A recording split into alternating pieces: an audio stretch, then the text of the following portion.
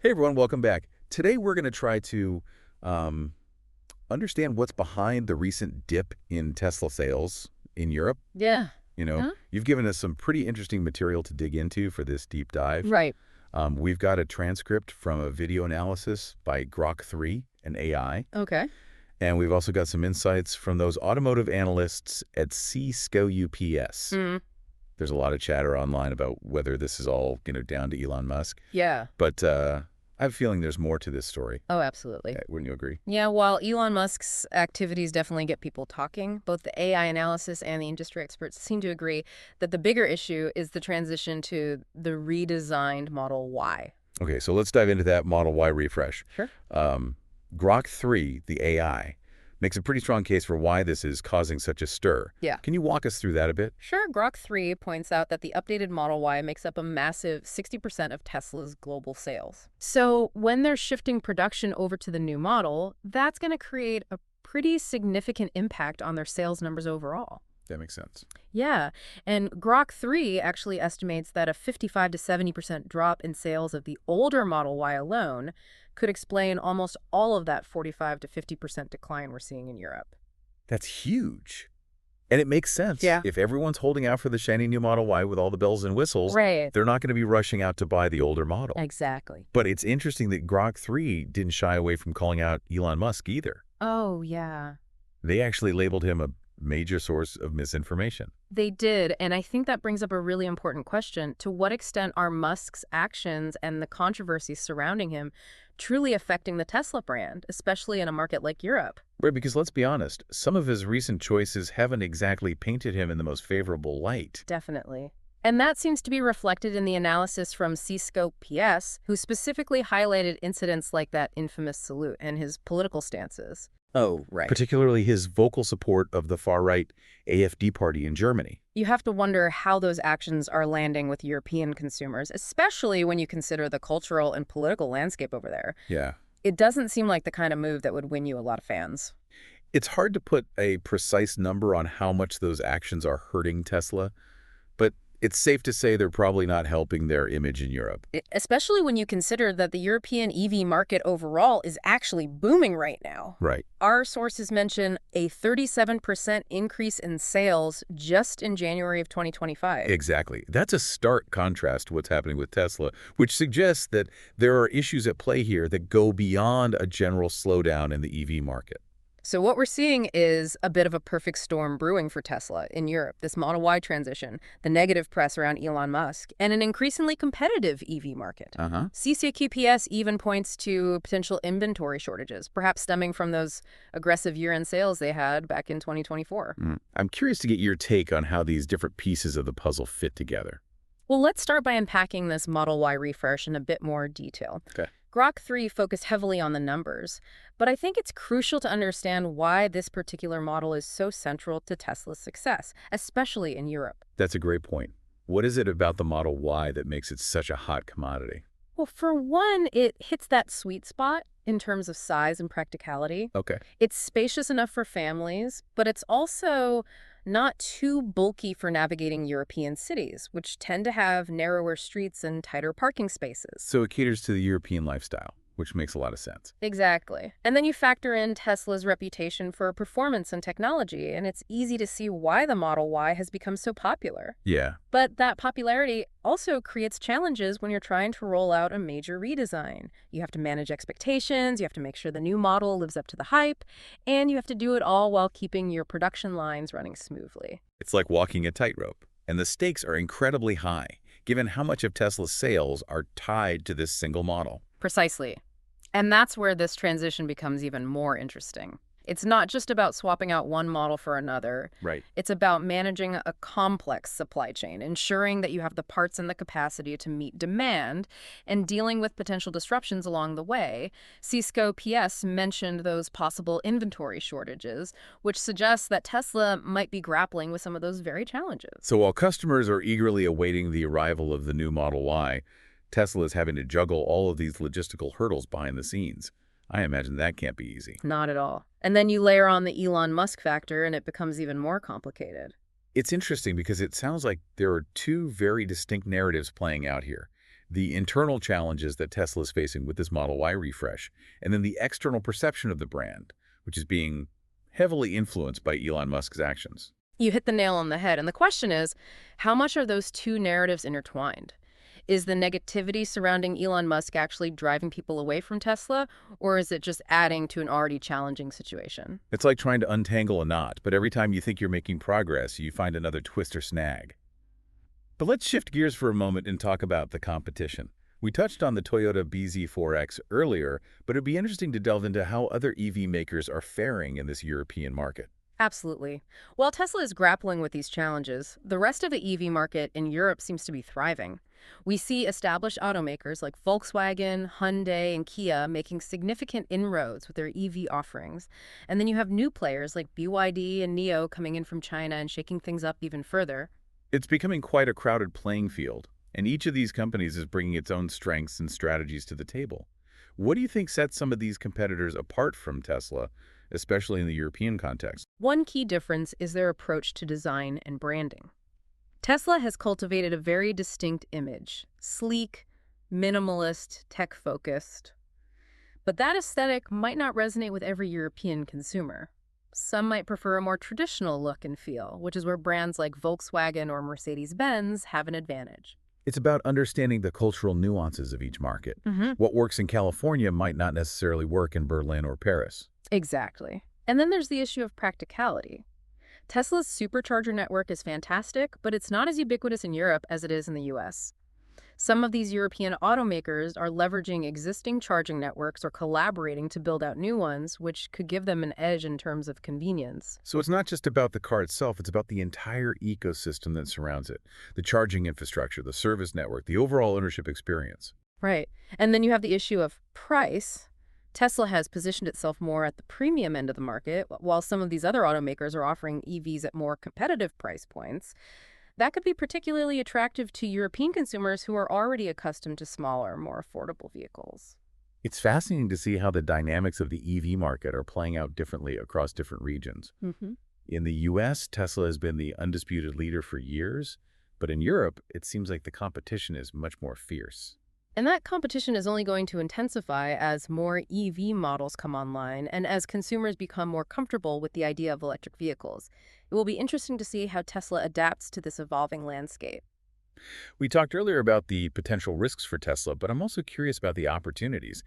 Could this sales dip actually be a catalyst for Tesla to reevaluate its strategies and come back even stronger? That's a great question. Sometimes a bit of adversity can be the push a company needs to innovate and evolve. This could be an opportunity for Tesla to take a step back, analyze the market, and identify areas where it can improve. It's like a reset button, a chance to say, okay, what's working, what's not, and how can we do things better? Exactly. Maybe they'll double down on building customer loyalty, strengthening their supply chains, or exploring new partnerships to expand their reach. Or perhaps they'll focus on developing even more innovative technologies that further differentiate them from the competition. And maybe, just maybe, Elon Musk will take a break from Twitter and focus on steering the company through these challenges. One can only hope. But jokes aside, I think this situation highlights a broader point about the EV market as a whole. It's still in its early stages, and there's a lot of fluidity and change happening. What seems like a setback today could be a stepping stone to even greater success tomorrow. It's a dynamic and unpredictable space, and that's what makes it so exciting to watch. We've talked a lot about the challenges Tesla is facing, but what about the flip side? What are some of the positive trends that are emerging in the European EV market? One encouraging trend is the growing awareness and acceptance of electric vehicles among consumers. People are becoming more educated about the benefits of EVs, not just in terms of environmental impact, but also in terms of performance, cost savings, and overall driving experience. And that shift in mindset is being driven by a number of factors, right? You have government incentives promoting EV adoption, you have improvements in battery technology that are extending range and reducing costs, and you have a growing charging infrastructure that's making EVs more convenient to use. Absolutely. And as those factors continue to improve, it's only going to accelerate the transition to electric mobility. We're seeing more and more people make the switch to EVs for their daily commutes, family trips, and even long-distance journeys. It's no longer a niche market. EVs are becoming mainstream, and that's a really positive sign for the future. It is. And it's not just about individual consumers. We're seeing businesses, municipalities, and even entire countries embracing EVs as part of their sustainability goals and transportation strategies. It's becoming a global movement, and Europe seems to be at the forefront of that change. But as we discussed earlier, the popularity of certain EV models, like the Toyota BZ4X, raises some concerns. Right. While it's great to see more EVs on the road, it's important to ensure that those early experiences are positive. If people are buying EVs that don't meet their expectations in terms of range, charging speed, or overall performance, it could create a negative perception that hinders the long-term adoption of electric vehicles. It's like the old adage, you never get a second chance to make a first impression. The success of the EV revolution hinges on ensuring that those first impressions are overwhelmingly positive. Couldn't agree more. Automakers have a responsibility to deliver EVs that are not only functional but also desirable and enjoyable to drive. And consumers have a role to play as well in doing their research and choosing EVs that meet their needs and expectations. It's a collaborative effort, and it's going to require a lot of communication and education to ensure that everyone is on board with this transition to electric mobility. Absolutely. And I think that's where platforms like this podcast come in. By having these conversations, by exploring the complexities of the EV market, and by sharing insights and perspectives, we can help to shape a future where electric vehicles are the norm, not the exception. I love that. We're not just reporting on the news, we're actively participating in the conversation and helping to drive the change we want to see in the world. Yeah. But before we get too carried away with our own importance, let's circle back to Tesla for a moment. We've covered a lot of ground, but I'd like to synthesize what we've learned and try to answer the question that brought us here in the first place. Why are Tesla sales slumping in Europe? Sure. I think we can boil it down to a confluence of factors. The Model Y refresh is undoubtedly a major contributor. It's created a bit of a waiting game, where customers are holding out for the new model, which has impacted sales of the current model. And that transition has been further complicated by potential supply chain issues and inventory shortages. So we have a situation where demand for the current Model Y is down, production of the new one is still ramping up, and there might not be enough inventory to meet even the reduced demand. Not an ideal scenario. Not at all. And then you have the Elon Musk factor, which is harder to quantify but no less significant. His actions and controversies have generated negative press, which could be eroding consumer confidence in the Tesla brand, especially in a market as sensitive to social and political issues as Europe. It's like trying to build a house on a foundation that's constantly shifting. You might have the best blueprints and the most skilled builders, but if the ground beneath you is unstable, it's going to be incredibly difficult to create something lasting. That's a great analogy.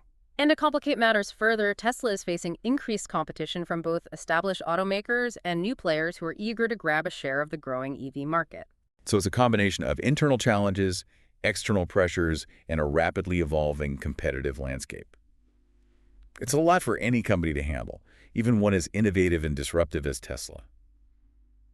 It really paints a picture of just how complex the situation is for Tesla right now. Yeah.